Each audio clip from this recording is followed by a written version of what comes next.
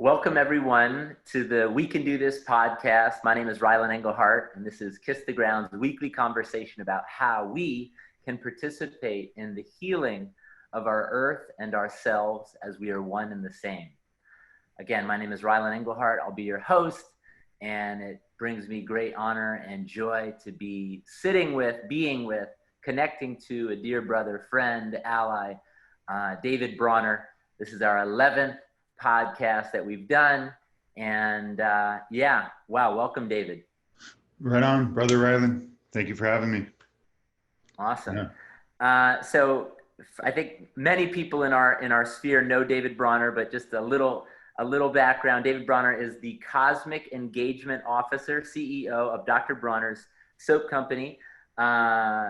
He's the grandson of the founder, Emanuel Bronner. He's a fifth generation soap maker, and he's a dedicated vegan, enjoys surfing and late night dancing, amongst many other things. I just want to say at a personal level, David, I think we've known each other maybe almost 8 or 9 years. Really, wow. You've been instrumental in the cultivation and the growth of Kiss the Ground's work within the Kiss the Ground film that's due to come out. You've been immersed in my family. You've gone and visited my mom in Maui, checked out her community there. You went and checked out my dad. I kind of actually talk about that, like, before David Bronner really gets in with you, he's got to like meet your whole family, make sure it's legit top to bottom. So he investigated my whole family in a beautiful way. And you checked out on the highest level, baby.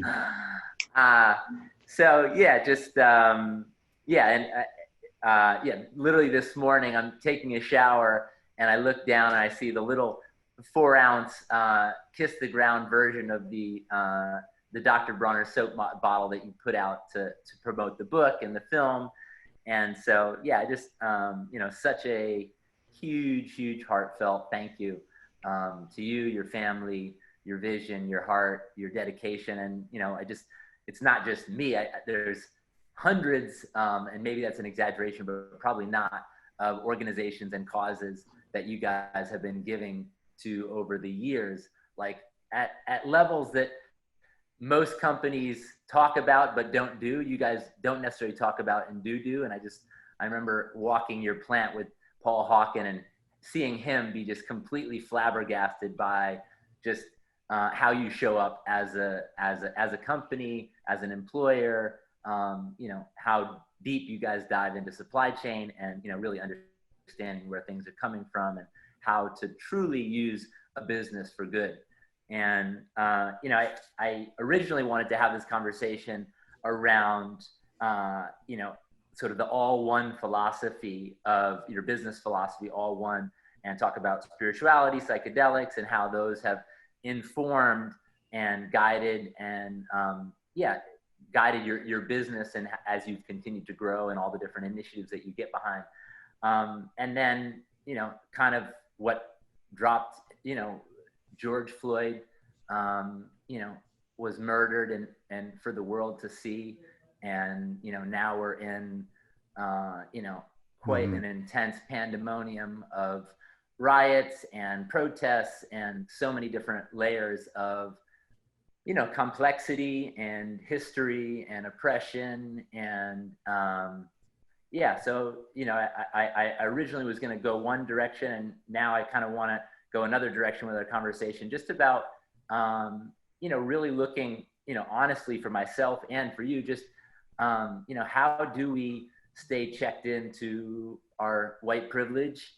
How do we stay checked into, our blind spots when it comes to race and, social justice?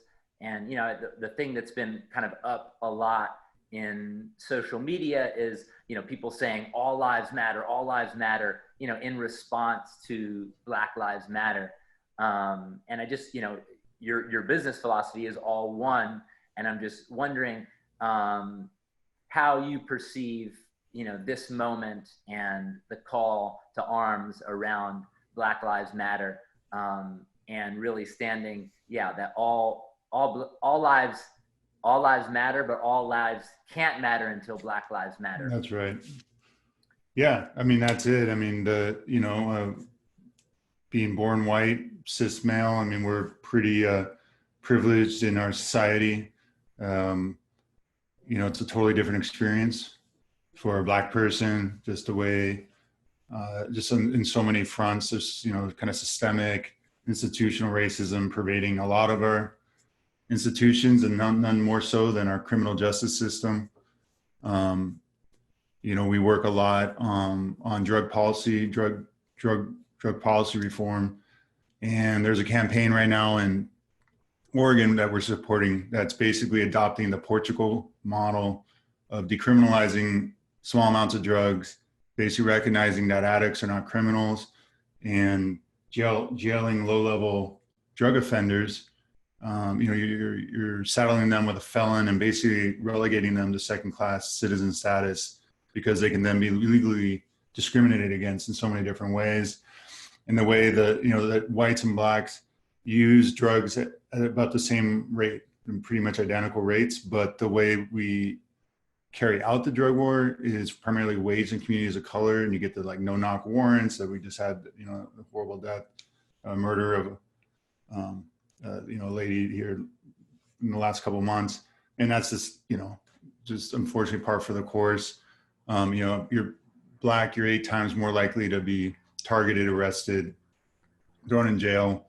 I mean, the drug wars, it's just some crazy statistics. There's the U.S. has 4% of the world's population and 22% of the world's prison population. And I'm reading this book called The New Jim Crow by Michelle Alexander. It's really, really good. And it's kind of the Bible of the movement.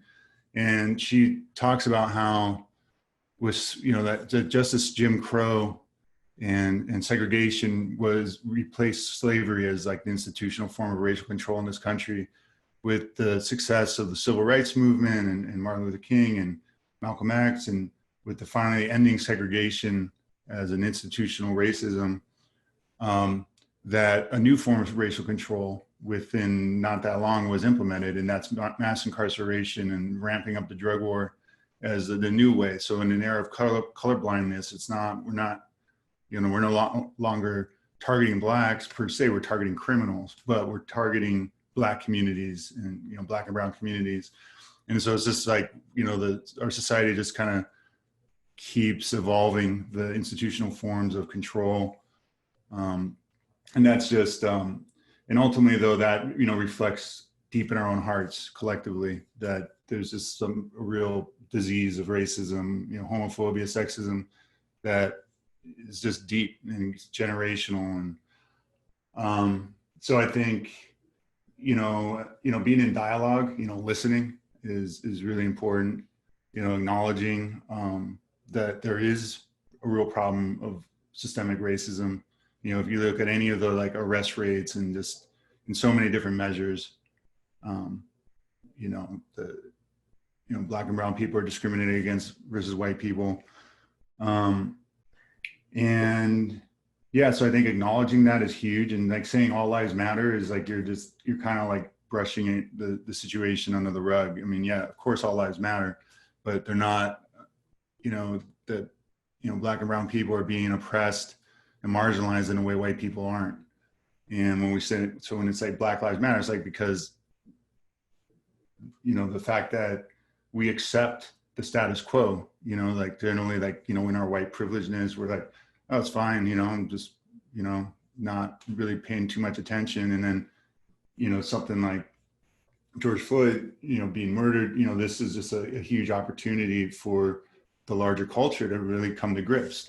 Wow, this is not acceptable.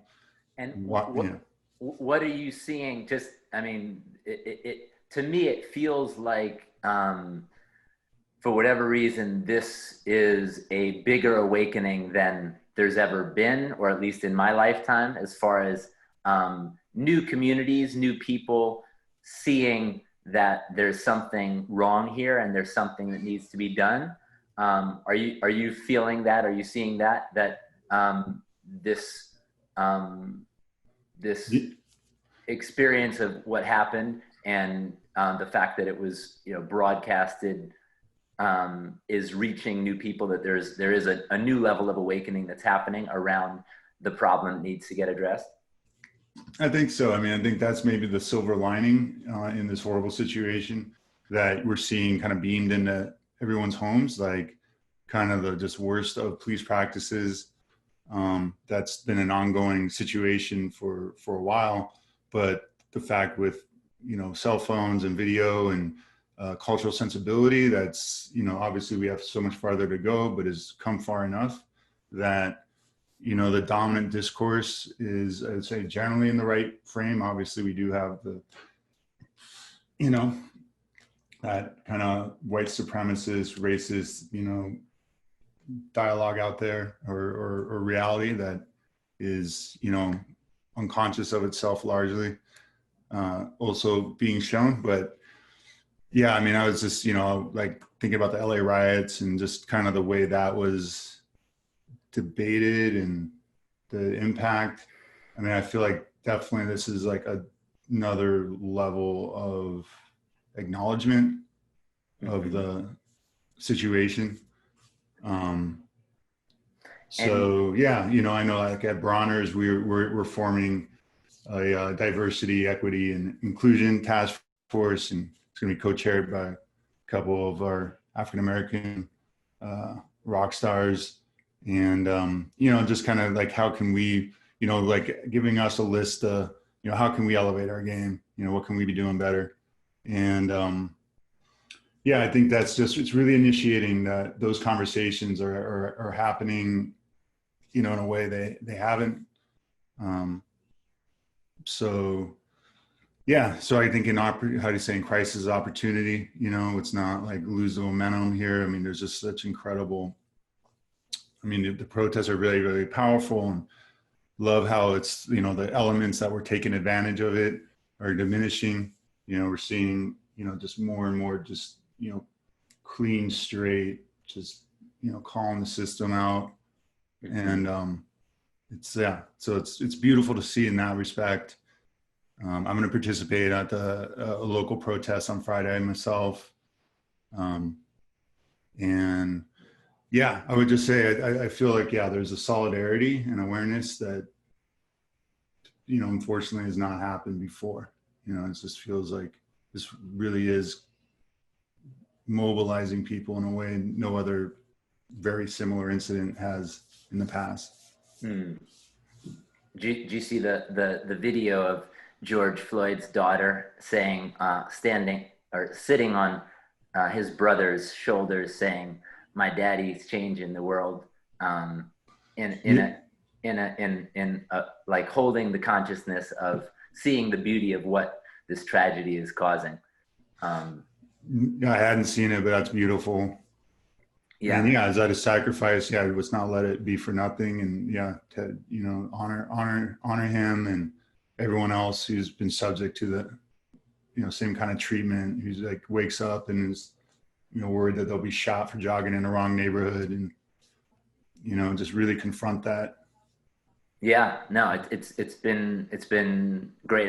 Yesterday, I literally had some conversations with some mentors who were white men, and just we asked in the conversation, like, where recently have you noticed you have racist thoughts, and that they came up in your mind, and you kind of shun them away, and really just like being honest about those, you know, prejudices, those racist thoughts that show up, and, you know, instead of just not acknowledging them, acknowledging, okay, we have them, how do we, you know, be more aware of them so that they don't run our lives and don't cause us to take actions that, you know, ultimately, you know, can cascade into what looks like, you know, these incidents with police officers. So yeah. No, man, that's really honest and important. And you know, kind of taking it to the psychedelic medicine and therapy frame. yeah. I mean, I know in my own experience, like some of my hugest experiences were like kind of really rooting out like a deep-seated like kind of chauvinism, sexism, homophobia, You know, just like really realizing the way I was warped, as all of us are, by this kind of the dominant kind of patriarchal frame, and we like deny aspects of ourselves, you know, and like don't be gay, don't be girly, and we just kind of like denigrate the feminine. And so, and just like really kind of, you know, it's almost like cultural foot binding, the way we're like huge energies of ourself are like bound, and like we lash out at others on what we are not accepting about ourselves. And just I've had just, you know, massive heart blowing openings, and just like when you do that work on that level and just can just release that and love yourself and love everyone else and stop judging and demonizing and disrespecting, but celebrating our differences and honoring them. Yeah, let's go back to kind of the sort of history of kind of I guess just a little bit of historical framework of spiritual principle that kind of guided Bronner's, and then how did psychedelics kind of merge into your life, and then how did that continue to usher transformation within the organization? And yeah, right on. And you know, and just to, you know, and acknowledge that like the racial frame here. I mean, I think that you know, I think psychedelic therapy has huge power to help people, one, face very difficult truths about themselves, kind of elevate and bring them to consciousness. But then also for people who've been traumatized themselves, you know, that this, you know, highly traumatized populations can benefit greatly. And really, so all of us doing this work and exorcising the trauma that's ricocheting down the generations, and really coming to grips. So important. And so, yeah, so my granddad, Dr. Bronner, so he was third generation German Jewish soapmaker. His grandfather began soap manufacture in 1858 in the small German town of Laupheim. So by the time my granddad came of age, his dad and two uncles were running the show. They had launched or built a much bigger factory in Heilbronn, another southern German town. And so when my granddad came up in the guild system at the time, was trained as a master chemist or a master soap maker, and was working for his dad and uncles. And by the, you know, this is like late 20s, mid late 20s. And, you know, my granddad was a very intense guy from the beginning, and he was very Zionist, and his dad and uncles were, you know, like, hey, you know, stop kind of rocking the boat here. We're just making soap, and you know, just a lot of clashes with my with his dad, my granddad, and his father, and you know, my granddad had like some newfangled soap making ideas, and just a lot of generational clashes. So my granddad actually came over to America in 1929 to forge his own path, and it wasn't so much about Hitler or fascism, that the eventual dimensions were not yet clear. It was more just a generational, like I'm going to find my own path here. And he became a consultant to the U.S. soap industry, helped launch products and build factories. You know, married his wife Paula, had 3 kids in the 30s, and then also was becoming in this time increasingly desperate to get his family out with the rise of Hitler. And his 2 sisters got out. So one ended up in a kibbutz. So Lottie ended up in a kibbutz in Israel, and then eventually lived in Haifa. And then Louisa came out in 38. She got out right before they closed the borders and came to the U.S. Became a professor of German, Hebrew, and English at UMass Boston. But my granddad's parents, like a lot of bourgeois Jews, thought they were going to ride out the madness until it was too late, and the factory was Aryanized in 1940, and they were deported and killed shortly after. So my granddad, you know, like just one would think would be full of rage and anger, and I'm sure he was, but somehow in the midst of all this, and also his wife, my grandmother Paula, died tragically in this time. So, so my granddad's just dealing with enormous tragedy, but somehow in the face of all this, he's having these like just deep mystical experiences of the, essential love and light at the heart of existence, and that all faith traditions are pointing at this, and that in a world of nuclear weapons, the next Holocaust, we're going to all perish if we don't realize that transcendent unity across religious and ethnic divides. And so he feels urgently called to go forth and promulgate this vision, what he called the moral ABC. And, he tried to highlight different spiritual giants of different faith traditions to show how they're all saying the same thing. We got to get down with each other, love each other, be cool, celebrate. And was he studying a certain, you said he was a Zionist, was he studying a certain doctrine?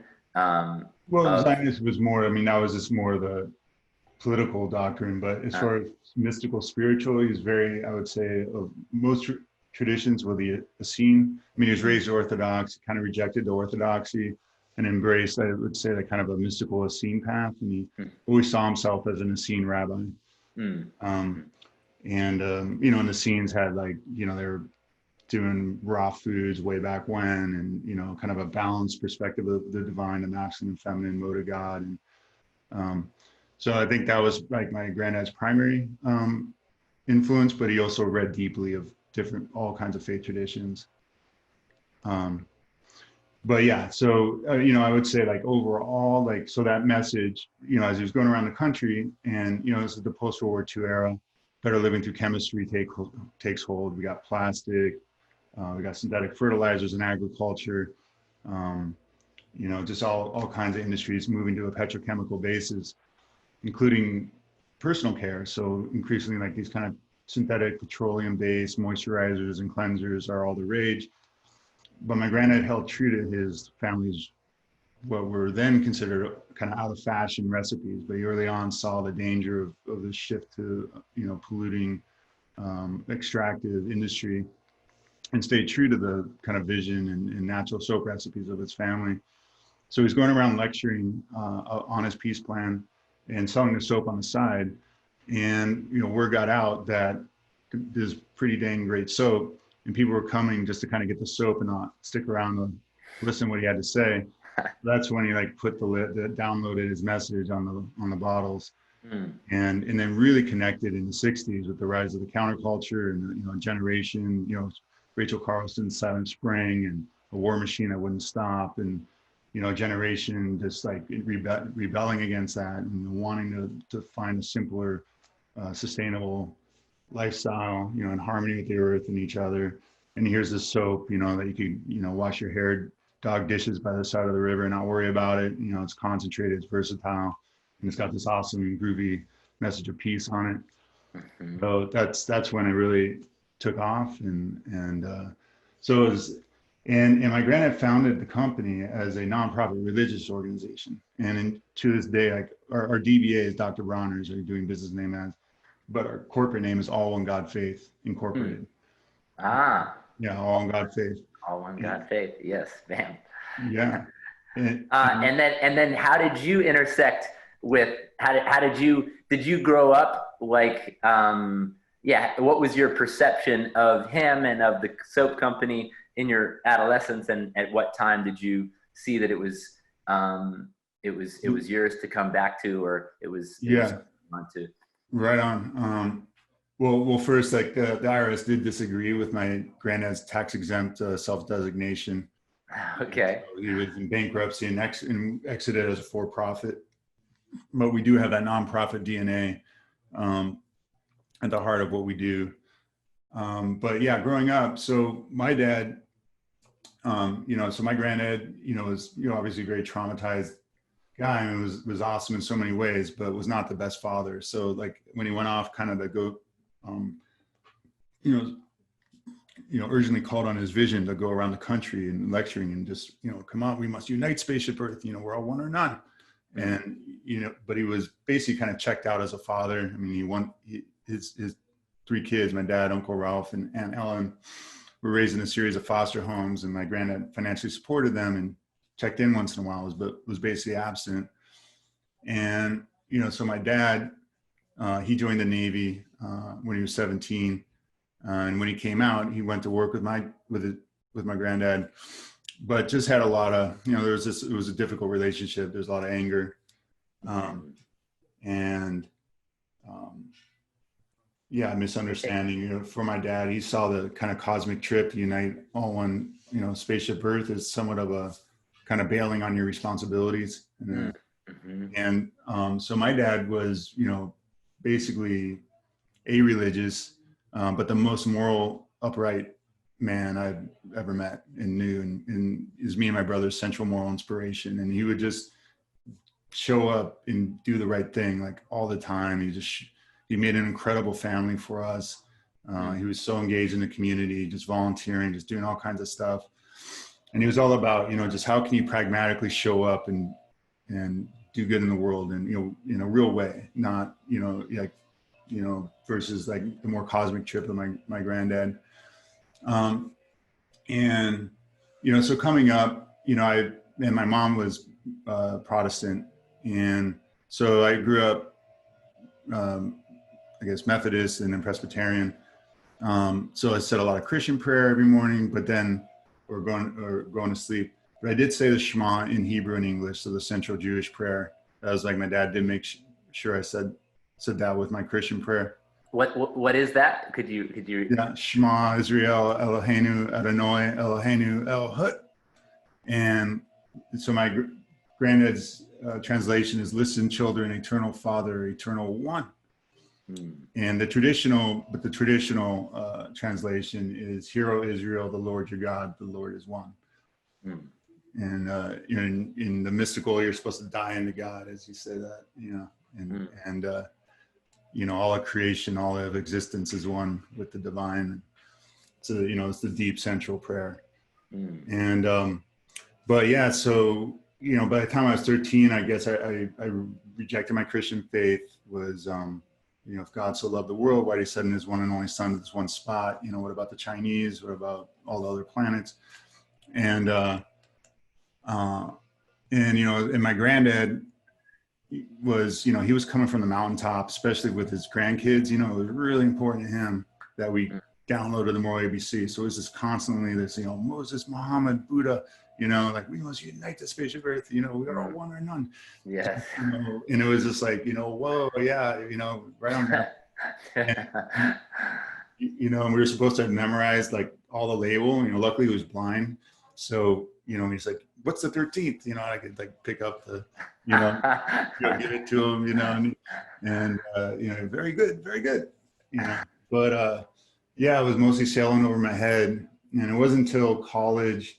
And so in college, I was a biology major at Harvard, more or less because I realized I didn't want to be a doctor after freshman year. And like, what major has the least more requirements? And that was biology. Okay. So, but it was actually awesome. It was like learning a lot of good stuff, but it was also kind of getting dissatisfied with this implicit kind of physical reductionism, materialistic, like all, consciousness is this like a epiphenomenon, a physical process, and postmodern kind of cultural relativism. And, there's huge important truths that was for sure and all that, but, kind of just explaining human consciousness as like, just an artifact of physical process and not, I was increasing, like, there's way more to the story than, what I'm learning. It's not wrong. It's just very limited and partial. And I remember, I kind of retired from alcohol culture by the time I was a sophomore, and was realizing like smoking cannabis with my friends and hanging out was a way higher vibration way of being, and listening to music and just getting real deep in there with each other. Just really, I don't know, just starting to question a lot of the kind of the rat race that like people are on, just like study, and then go to work in some consultant, whatever. It was taking some space to just kind of, I don't know, be with myself and my friends, and, was I guess doing okay enough in school, but pretty much was checking out. And my first mushroom experience was junior year, and I had a mushroom chocolate. And I remember looking down at my arm and thinking, what does it mean that at a quantum level, I'm not separate from the world? I'm myself and the world are just in one continuous energetic, continuum. Mm-hmm. And when I eat and I poop, the world's pouring through me like a river of energy. It's just pouring through me. And I'm not even the same stuff month to month. I'm not the same blood. I'm like, I'm just this river of energy and this continuum of the world, and the world is alive. And so in having this like experience of self, beyond, the world, identifying like the world is alive. It's not this dead inert matter out there. It's like alive, and I'm part of it. I'm one with it, and just having like the first kind of unity experience. Yes. And I still didn't really. And this is at what age? So junior in college, what's that, like 20, 21, 20. Wow. And it's funny. I think right around then, there's like I actually went to a biochem lab class, and I remember like there was a Wall Street Journal, which I don't know why I would even see that, and it had a cover story on my granddad. And I remember that was like the first time. It's just an interesting thing. I didn't quite everything start clicking yet. And it wasn't until after college in Amsterdam when I got really blown to smithereens. I was in the Cannabis Cup in '95. This is the height of the drug war. Right, 96 was when California passed Prop 215 and legalized medical cannabis. And that's when, things really started to take off over here. But the real center of cannabis culture was in Amsterdam.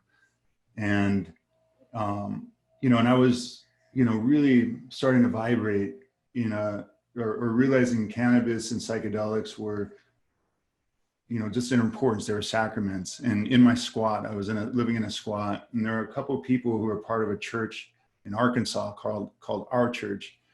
And they had formed with cannabis as their sacrament, kind of Bob Marley style, just to elevate and get into their highest vibration selves. And basically were making a First Amendment religious constitutional challenge to the drug war. And of course, in 1993 in Arkansas, the feds busted that up and jailed a lot of the members. And so these two guys had gotten out, and they were awesome. You're like vegetarian hippies, super peaceful, just beautiful people. And they're facing 10 years of life if they step foot back in the US. And it was like for me, it was like this real awakening of like, holy shit, like what kind of country do I live in that, these beautiful people are going to go to jail for the rest of their lives for celebrating a sacrament that can help elevate us and heal us. This is the healing that we need. And realizing that in many ways, the drug war is a religious war on the sacrament of my people. And before that, and always forever been a proxy to go after people of color. And just dedicated my life to integrating cannabis and psychedelic allies as fast as possible, as responsibly as we can. And, but anyways, kind of skipped the part where when I was blown, so I was on LSD and MDMA in a gay trans club, just going deep on like, what does it mean to be man or woman or gay or straight, or, just really working on some deep stuff and just blowing through all these constructs of self, and just like, I'm sold here to get down, and just like just blowing through all this stuff and huge heart openings. And, but then coming out, was dying into the light and love at the heart of reality. And, and immediately like, holy shit, my granddad's right. This is what all the faith traditions are pointing at. This is, but then coming out, and then I'm like dancing, and I'm like, I'm like, God, wow, holy shit, that's amazing. But wait a minute, there's people dying and being murdered and raped, and all kinds of horrible shit is happening right now, like, all around the world. Why, what, and I'm in this like dialogue with the deep soul. And remember getting microscoped into nothing.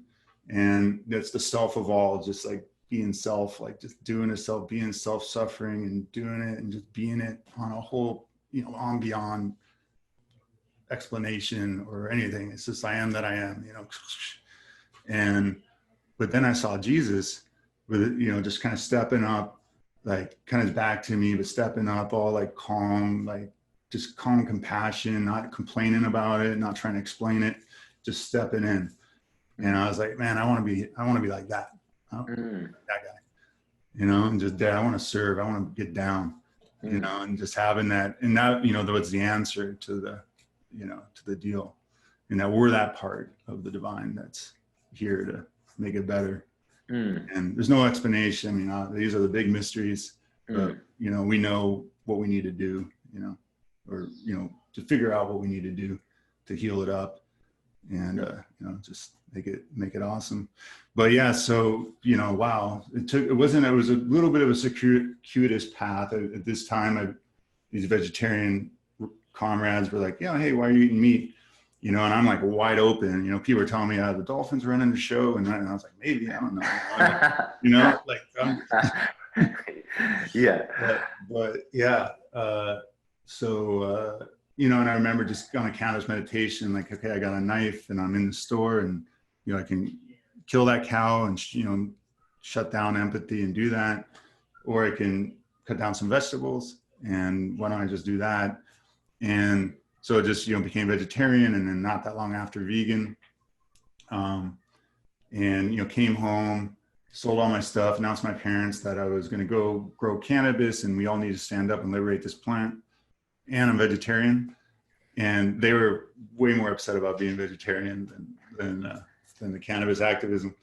But I mean, growing up, barbecuing with my dad, and just that was like a big part of our life and love. And so, that's always like a pretty big disruptive kind of event. Changing the family meal is I know. Yeah. And and there's just so much love that is conveyed through food and from our parents. And so, yeah, it's a hard thing, but they're awesome. And, we kind of moved through that, and I had further adventures in Amsterdam, but then came back and was a mental health counselor in the Boston area, going really deep, and, just having a lot of different realizations in a lot of ways. But most importantly was that, wow, if Dr. Bronner's were to, offer me a job, and, leaving alone that I'd be working for my dad, like, oh my gosh, this is like the most amazing company ever. It's like, I'm totally vibing on what my granddad's about, using business as an engine to accomplish, this beautiful goal of uniting spaceship Earth. And, that's like, what better opportunity. And I love my dad, and only, I just had, like, I guess in our generational story, I wanted to do my own thing and find my own path. But that feels like the classic kind of prodigal son, or in that, wanting to go make it in the world on our own. I definitely had that same story as someone who's been working in a family business for the last 15 years. And previous to that, really, not wanting to ask to, be a part of that, wanting to, kind of in the hunter metaphor, come home with the big buck slung over and say, look what I've done, I'm on my own.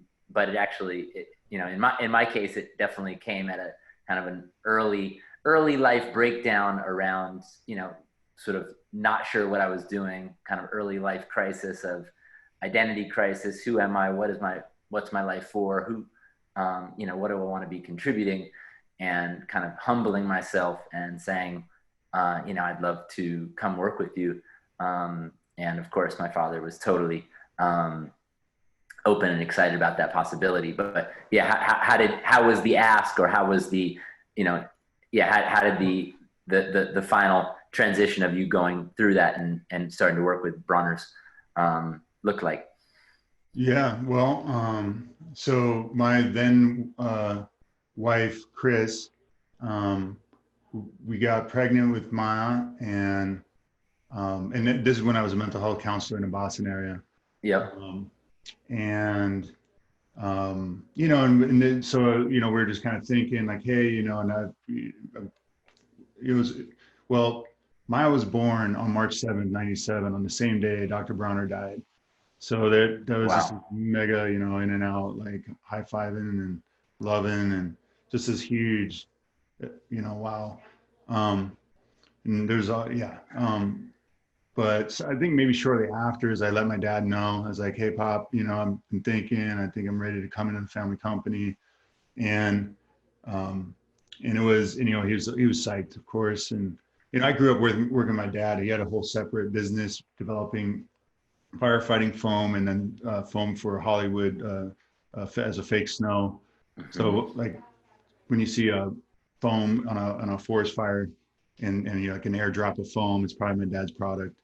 And it's, foam's really good for low visibility, fire conditions, and it does a lot of good things. Anyways, I had come up working with him. So he was psyched. But then a month later, he was diagnosed with stage 4 lung cancer. And given 6 months.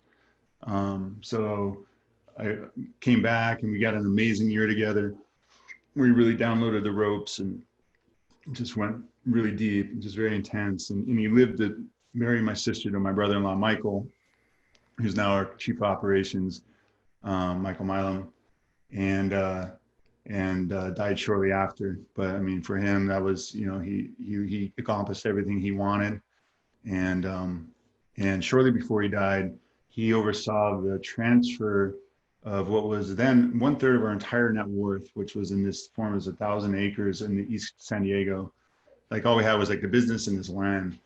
And all our advisors were telling my dad, like, hey, you gotta like just sell that and like cover the estate taxes. And my dad, was like, yeah, no, we can do it. We can give this to the Boys and Girls Club, and that's what we're gonna do. And it was this beautiful gift, kind of full circle of, kind of recognizing the beautiful mentors he had. When he had his really difficult youth, there's like obviously some really amazing mentors in these youth programs of the day that helped him be the man he became. And so, in a way, like kind of karmically, like closing a situation or a generational loop. My granddad having the ovens of the Holocaust behind him and doing the best he could, and my dad. And so, just this really incredible gift, but really also setting the example for me and my brother, Mike Bronner, who's the company president, and came in. I had to talk him into coming in, just like, he didn't want to work for his brother. But eventually I convinced him that I'm not like I used to be. I'm way better. And he's now, we're 50-50, and he's company president. I'm customer officer. Actually, I think I just recently saw, I think I sent you a photo. I ran into your brother at a concert in downtown Hollywood, in LA, maybe 6 months ago, pre no gatherings. But I ran into him in a crowd of maybe 50,000 people in downtown LA. We had a hug, and I think I might even send you a text message of the photo. But yeah, Mike's great. Yeah, no, he's beautiful. And I forgot what was, anyways. Oh, so yeah, basically that was, so you had that year of really learning the ropes, passing, and your father passed away at the end. Yeah. So having to step up, pretty young, 25, I guess I just turned 25. But yeah, I mean, really just, wow, what it was so intense, right? I mean, having like, Maya being born and my granddad dying and my dad, and just a huge transformational time. But luckily my dad, was so amazing and really, I guess, did enough for me to find my footing and rise to the occasion. And over time, it's like our relationship really developed, and, he's a constant, inspiration. And how big was the company at that time? And then how much has it grown since then? We did 5 million, I think, in 98. And we've just did almost 130 last year. We're going to do way more this year because of COVID. It's freaking nuts.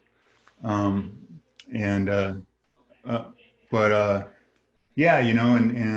one of our first I came in, I was dedicated to running the company as an activist engine. Early on, put a 5-to-1 compensation cap on all of our executive salaries, so that it was clear that all profits we made that we didn't need for the business would go to the causes and charities we believe in. So last year that was, over $7 million. The bigger we get, the more, there's no more, we're never going to make any more money. It's, it's just that much more energy to pour into the world and make it better in the different ways that we can. Yeah. Yes. So you're saying that there's a salary cap from the lowest paid employee to the highest paid executive. They can only make 5 times more than Yeah. from the lowest to the highest. And I should say fully vested warehouse position. So it's like a 5-year vesting process. So yeah, so that's a 5-to-1 cap. I think it's you know, and you can live plenty well, you know, and it's just so crazy how people just, you know, they're just living these super extravagant lifestyles, which I mean, I am compared to most on earth. But you know, if you can just like cap, you know, just put a reasonable cap. I mean, there's just so much energy that you can liberate to do good things in the world, and that's yeah. So. Yeah. So yeah, I mean, many there's a whole 1% for the planet, right? And I believe you guys give 30%. Is that or 10%? 1% is in terms of revenue, and in terms of revenue, we're probably more like 7 to 8%. 7-8%. And then in terms of before contribution profit, it's 45%. I actually did the numbers for the last 6 years. So basically 45% of before contribution profit is going to charity and or political campaigns we're engaged in. But yeah, you know, and just really wanting to you know, big, you know, when we put hemp seed oil in the soaps and got, you know, for the omega-3 content, made the soaps much smoother and less drying. But you know, it's also a perfect perfect nexus of drug policy reform and showing the hysteria and out of controlness that would you know, treat a non-drug agricultural crop as a Schedule 1 substance, but then also it grows like a weed. You don't need a whole lot of synthetic inputs. It's a really good, sustainable agricultural crop. And that really set, you know, and it's funny, like people would, like the joke back at the time, like the reporters would call us.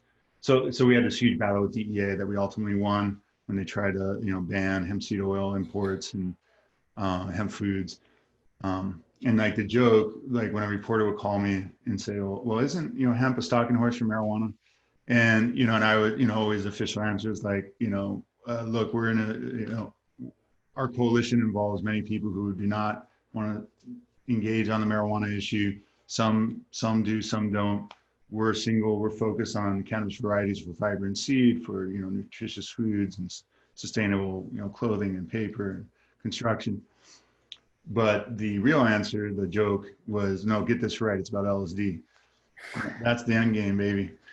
But so on one hand, but then it also set the path, and that's, you know, fast forward to now, we're you know, well on the way to ending cannabis prohibition and are engaged on legalizing psilocybin therapy in Oregon, and just FDA approval of MDMA and psilocybin therapy is imminent. And, you know, just really moving forward on that front. But then on the sustainable agriculture front, just really realizing that hemp was a symbol, you know, like hemp is, you know, I was like a true believer for a while there, but, you know, eventually realized like hemp was not the single greatest crop for every single thing. And it's not, and it was more about a symbol for an approach to agriculture, you know, a regenerative, organic, sustainable approach to all crops. You know, and regardless of the crop, they can be grown in a regenerative way or in a degenerative way.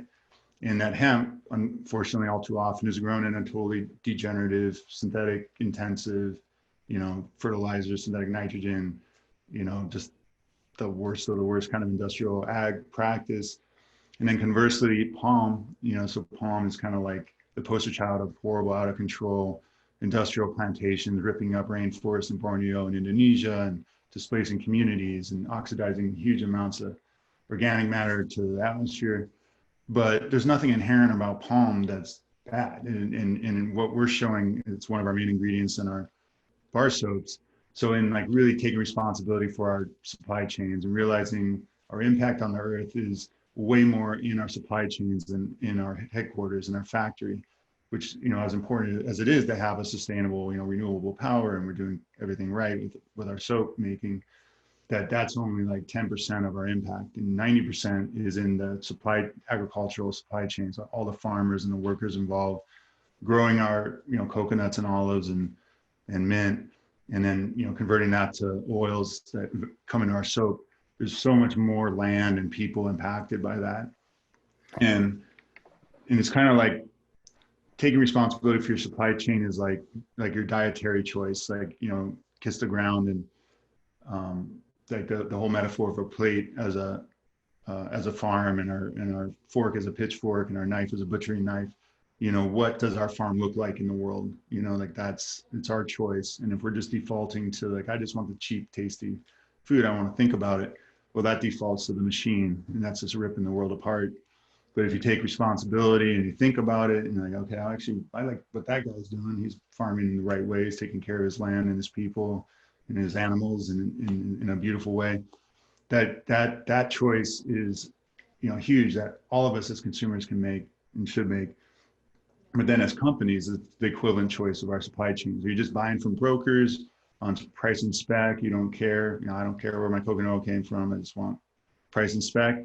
Or are you going to break through that and say, well, actually, I want to know how my ingredients are being farmed. I'm going to take responsibility for that and make sure everyone's winning in the process of going to market and selling soap or anything, you know, clothes or food or medicine. And when was, because I heard you say kind of there was this, at one time, there was the perspective of like cannabis was this, perfect crop that healed all the world's problems. And then, I know that you've been vegan for your whole life, but then there's obviously now on your spectrum of awareness and activism around regenerative organic and, supporting Kiss the Ground and, all these other regenerative initiatives. How did that shift go from kind of a sustain, what was the kind of aha moment that had you really get it at a new level of like, there was this role of animals in a healthy ecosystem, and that sustainability was one thing, but there was this whole future of regenerative agriculture that was emergent and, kind of opening your mind? Yeah, well, I mean, I think in a way we met in the course of me going really deep into like truly understanding agriculture and the role, if any, of livestock could play in a regenerative, sustainable farming system. Yeah, I remember that when I came and had dinner at your house, and on your coffee table there was like six or eight books of basically diving deep into regenerative agriculture, because I remember you.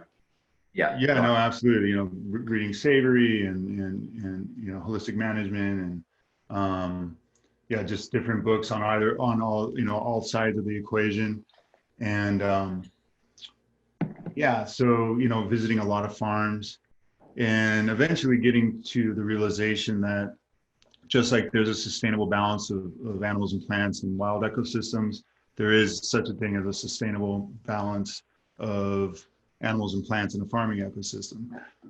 And that our society is so out of whack right now, and the population of livestock we have is way too high, and they're all locked in cages being fed GMO soy and corn, and this is completely unsustainable and a disaster, ethical disaster, ecological disaster.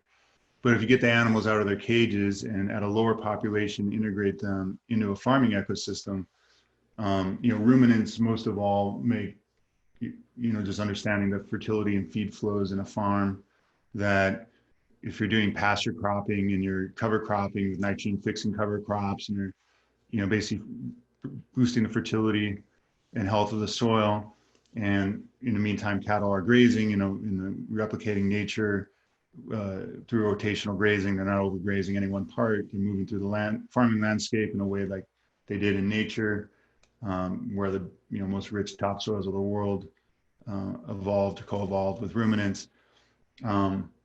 It did that. And then you're rotating your crops in, keeping the ground covered. Doing all the righteous regenerative things. Just understanding that can totally work, and and that ethically, like in the vegan kind of utopia that we rewilded much of the earth, that you would have basically your, let's say large ruminants would be, via predator pressure, taken, there would be a whatever balance of predation and being done in a way that, the animal got to live its life fully free, and then there's a day comes and it's eaten. That, you know, so long as the farmer was, you know, kind of, it was a, you know, the animal got to live a life worth living. You know, it allowed its fundamental freedoms, freedom from pain, you know, freedom to fulfill its instinctual self and being. And then its last day is quick and humane. You know, like I realize I have very little problem with that. I mean, it's still not a choice I'm gonna make, but that it's, you know, it's there is such a thing as a responsible dietary and farming choice. And it was a difficult path to follow, but, you know, just followed it and, you know, felt it and just like, hey, this, you know, we need to be in solidarity with high animal welfare, pasture-based livestock operators. You know, the common enemy here is the factory farming machine that's eating us for lunch.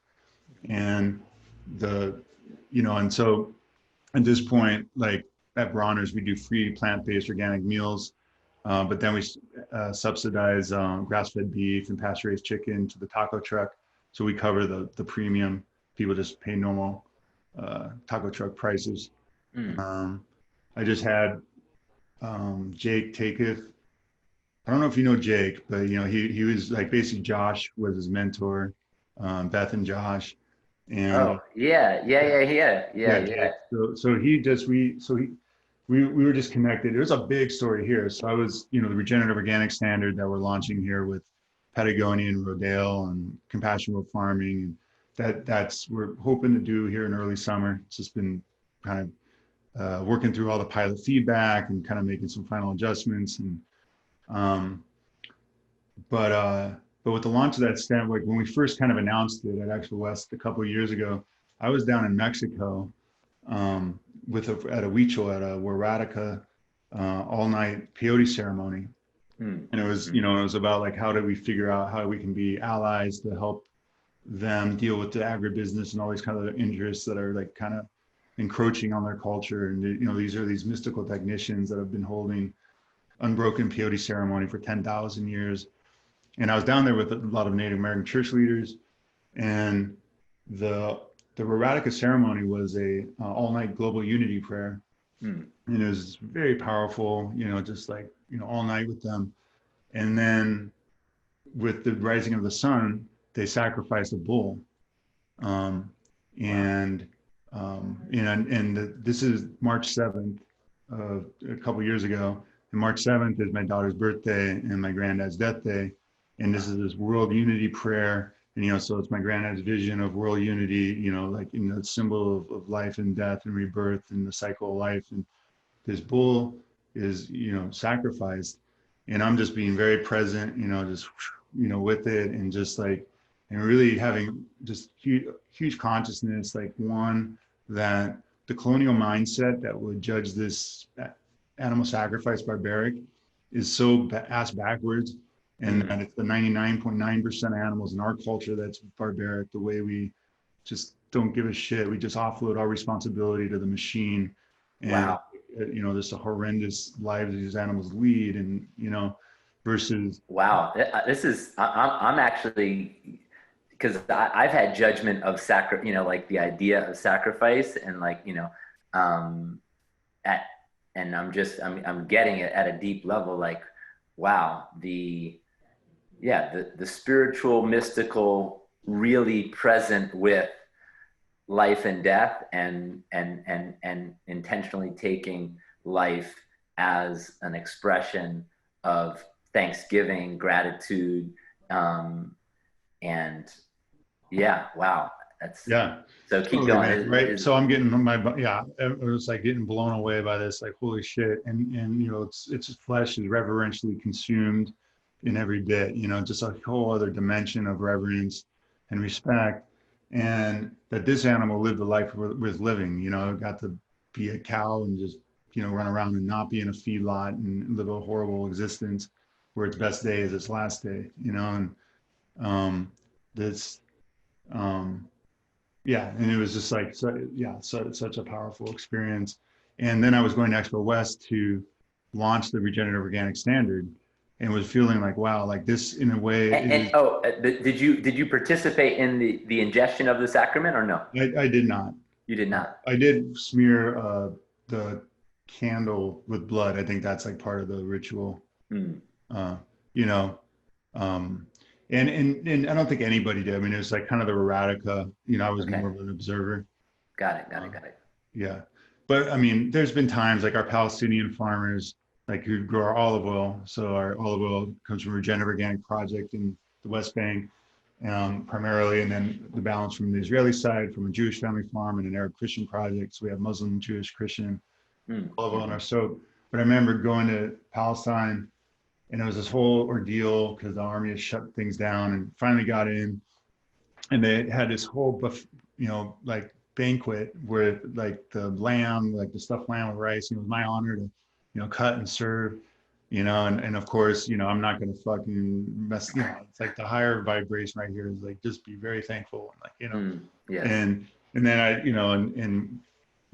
kind of had Adam like, hey, can you eat like the big pieces here? I'll just like eat the, meat soap rice or whatever. Yes. But yeah. But anyways, but going to Expo West, man, there's so many different synchronicities we're hitting deep.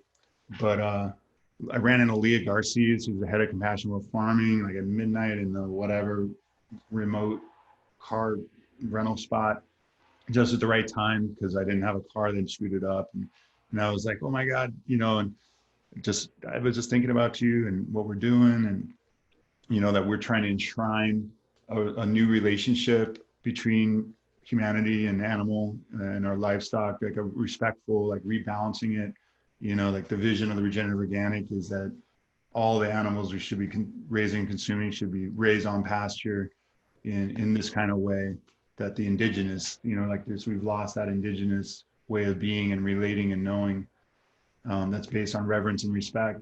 Yes. And so, yeah, I was just feeling all that really deep and feeling like, wow, like what a moment. And that sacrifice right as we're launching the standard that envisions this way better way of being. Yeah. So the peyote ceremony, then after you came right off the heels of that to Expo, ran into Leah Garcia, who's our animal welfare rock star on the. And they were already part of the ROC development, or that was actually where they. Yeah, I was going to be on stage. Like me and her and Rose were, and Jeff from Rodale were, the next day were, announcing the launch of it, and I'm like, holy shit, So Compassion World Farming is our main animal welfare partner in the effort, really helping set the criteria for our livestock. So yeah, and yes, bringing it back to Jake. Yes. Jake, So I was really excited to tell Jake this whole story.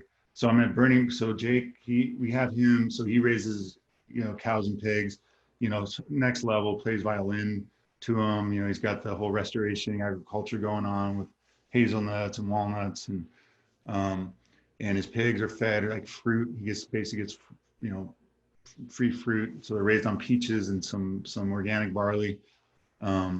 And he harvests by rifle shots. They never know, just bam, and then he butchers on site his pigs and his cows. Is I guess if he can sell them wholesale, he does a rifle shot, brings out the meat locker, and so it's like the animals just never knows. It's just a very clean, quick death, and just very highest level. So when Beth was coming out to do our burn, like back in 2016, she wanted to bring her people in, and that's when I met Jake. And, and Jake brought the highest level, pastured beef and pork. And our mission. This was the first Burning Man where you guys brought the regenerative conversation, right? Yeah. It was Reformation. About regenerating agriculture and regenerating culture regenerating agriculture, regenerating culture with psychedelics and regenerating agriculture with regenerative agricultural practice and regenerating land through regenerative dietary choice. And that's so we would do every other day vegan and every other day high level animal pasture meats with with vegan options, but with the lesson, like if it's not high level, you don't need to eat it. Like you can this is a you you can be an ethical regenitarian, you know, and what that means is like a lot of times you're going to be eating a plant-based diet because of just the disaster meat that's just all around us. Yes. But so Jake, 2 years ago or two burns ago, he couldn't come. Like he had like all kinds of stuff on the ranch. So he just came out and we were in the parking lot in Reno, just kind of getting the meat from him. And I was really excited to share this experience I had with the Weechel and the sacrifice of bull, and the realization that, you know, the way Jake raises animals and slaughters them, and that this is the next level and we're trying to do, and just wanted to just really share this intense experience and vision, with the peyote really being kind of secondary, you know, just kind of that's context. Yeah. And Jake's like, bro, I've been on a peyote path road for 10 years, man. It's like, I pray every week I've been adopted by the Cheyenne. I cultivate well, anyways, I don't want to get him too much trouble, but but I mean, just deep on the path, like deep, beautiful, awesome. And I'm like, holy shit, you know, like, and then right then, and we were just talking in general about some pretty next level things that are going to be very helpful for everybody. And just basically on sustainable cultivation of the medicine, which is the only way, because the peyote gardens are in collapse, like the wild gardens in Texas and Mexico. And it's a lot of the medicine. This is the problem with the psychedelic renaissance. It's this huge demand pressure is on iboga, on ayahuasca, on peyote. So just strategizing, okay, like how do we bring sacred cultivation and do these kind of models? And as we're talking on this, my phone's blowing up with my friends down in Wirakuta, the Weechel Wirakuta kind of sacred, most sacred land. The Native American church leaders were down there, and everyone was sending me pictures because the main Weechel shaman was in an all-one hat. And I'm like, Jake, this is happening right now, dude. Like, I'm getting anything blown up with all the, you know, just in there, just all the sacred, you know, the highest level of the American church and the Radical leaders. And like, I'm talking to Jake on this like mega level. So I was just like, wow, this is synchronicity is like out of control. But yeah, so Jake, and so then we just had him, so I just talked to him. I actually was updating like, hey, you know, how are things going on the peyote front? But then Les was actually talking to him as well. And, you know, basically his business is kind of evaporated like so many in his catering business with COVID, and the burn was a big deal. I didn't realize this, like, you know, oh yeah, it's a big part of his, you know, income. Yeah. So I was like, all right, man, well, we've been double shifting at Bronner's, and like, you know, our people have been working so hard and being so awesome. And we did a nice boost in pay and all that. But you know what we're going to do is, instead of, you know, Burning Man's canceled, but let's go ahead and we'll order that same meat we would have otherwise and give it to all our employees as a thank you for doing all their amazing work. And so Jake came out a few weeks ago. So right before Memorial Weekend, we had Jake come out and just gave away like all his next level beef and pork to our employees. And I bought a bunch of vegan dark chocolate, really good stuff for all our vegan and vegetarian employees. But yeah, we just like, you know, gifted it all out. But I would say that, yeah, I was saying like you know, but then, you know, just going deep with you, you know, in all this, and the family connections are kind of ridiculous. But like Jake and Beth and all. I know that. I mean, it's just, and I'm remembering. Yeah, I mean, there's so much beautiful interweb. I mean, I'm remembering also, even just us being in Oakland together with Andy Kimbrell and all agreeing on regenerative. It was like when we were agreeing that regenerative agriculture. You know, again, there's been many people that have used that term, not to say it was being coined or, you know, but I remember there was like a specific conscious choice of, you know, gathering in like the pews of that hall at that John Rulak conference, Soil Not Oil, and kind of, you know, saying, all right, regenerative agriculture, let's agree on that's what we want to be, you know, bringing into the collective consciousness as this conversation that's really speaking to how we can restore land, heal our planet, and make things better through our agricultural system. Because obviously there's been lots of terms that have described that which we've been talking about. So yeah, it's just, it's miraculous how the universe weaves these little moments and threads and whispers and openings in our hearts for receptivity so that we can receive. And sometimes life looks so much, like there is a lot of struggle, and then sometimes there's just these beautiful confluences that open and cascade. And so I sincerely feel there's been many of those moments between us and our families and our relations that have just been, so I mean, I'm thrilled, and I got goosebumps just hearing about that Jake. I can picture Jake's eyes right now, and I know how many times he sat with my mom and ceremony in Maui and kind of attuned to that vibration of love and unity and oneness and completely melting into service to the mother. And so it's really it's really beautiful. And I'm excited. I don't know if you know that I've totally rearranged my life in the last month. I've stepped away from Cafe Gratitude as a managing partner and have stepped into the executive director role with Kiss the Ground. And I moved from Venice after I've been there for 8 years. I've now moved to Engelhart Farms, a regenerative organic farm in Fillmore, California. My sister's been running for the last 2 years, 17 acres, with another 56 acres that are wrapped around it that we're looking at purchasing in the next year. Wow. No, well, I knew about the Kiss the Ground. I think that's totally righteous and awesome, and your destiny and beautiful. Didn't know about the farm. That sounds incredible and awesome. Where's where where Ojai is? Yeah. So it's basically 30 minutes south, I guess southeast of Ojai. So it's basically Ventura County, north of LA, about an hour and 5 minutes.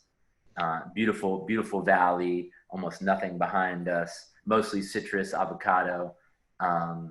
But my sister has been full on animal integration, cover crops, sheep grazing, cows, running the livestock through the tree crops, as well as she's growing hops, which are for making beer, and then just a beautiful tapestry of all different vegetable crops, where she's doing kind of different lasagna style no-till vegetable cultivation. And it's exquisite. There's a river that runs by the property, and really I see it over the next 10 years being the backdrop and the kind of hub for Kiss the Ground, for hospitality and education. The vision kind of being kind of a conference center that also has regenerative agrotourism, kind of 8-room air, bed and breakfast kind of vibe. So it's an exciting shift. I feel there's a little bit of I literally moved out of LA with a moving truck on the first day of the riots and the protests and everything happening in LA. So part of me is transformation. Big transformation. Well, the last final question that I always ask all my guests on the podcast is inspired by the name We Can Do This, which really is the kind of underpinning and medicine that Kiss the Ground walks with, is that healing and regeneration is possible. And so my last question is, how can we do this, David? Yeah, just also wanted to shout out Will Harris and White Oak Pastures and Gabe Brown, and I definitely like the deep education I got from both those guys. Will Harris is on the Regenerative Organic board and has really been helping drive and help with all of our livestock criteria and just his whole next level approach. And I did want to also make that distinction. I don't know if it's that important at the moment, but the monogastric feed versus ruminant, just that, that's the importance that monogastrics in pigs and chickens on pasture you still got that off-farm feed equation for monogastrics. And this is really important that that feed is taken into account, how it's grown. It's not just the pasture, but also how the feed's being grown. And that's, you know, and that's something, yeah, you know, that have to. Yeah, that equation needs to be always considered in a regenerative system. Yeah, yeah. And that half the agriculture in the States is, you know, basically animal feed. So we got to figure that out.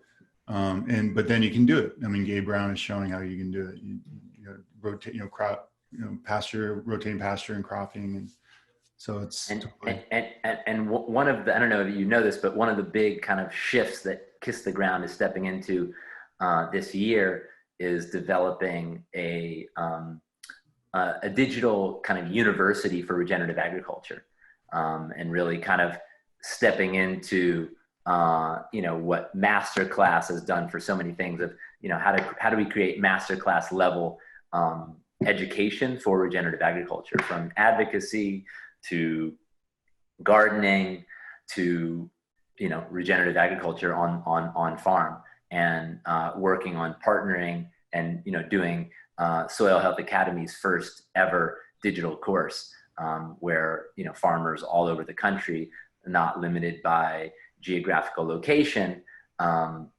could come and so we're, you know, we're still working out the final details of, you know, partnering to make that happen.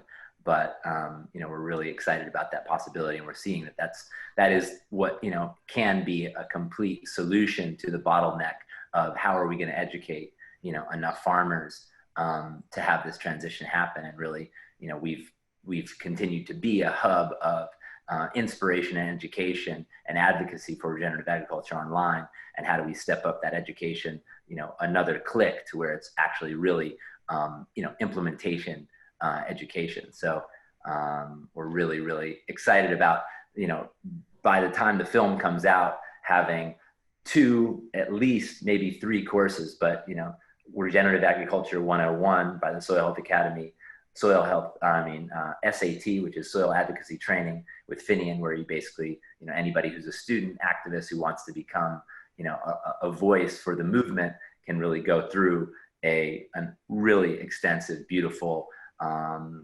illuminating course that has you come out the other end with an ability to communicate and be a powerhouse advocate for the regenerative movement. So, and the fact that the film basically, you know, comes out carrying the name of Kiss the Ground, thousands, hopefully millions of people see that film, and then we literally have something that many of those people can do because they actually go, oh my God, this is so compelling.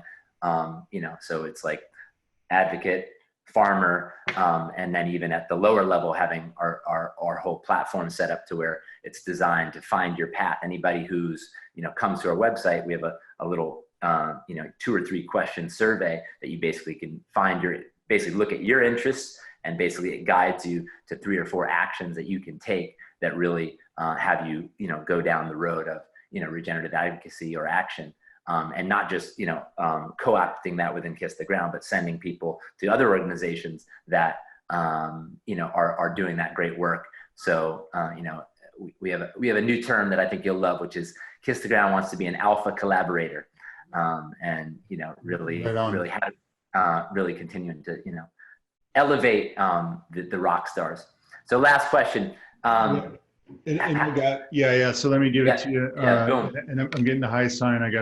You got a jam. Yep. The way we're going to do this is, you know, obviously regenerative organic agriculture, you know, shifting 1/3 of the Earth's surface right now under, you know, industrial agricultural mismanagement, and shift that to regenerative organic management practices.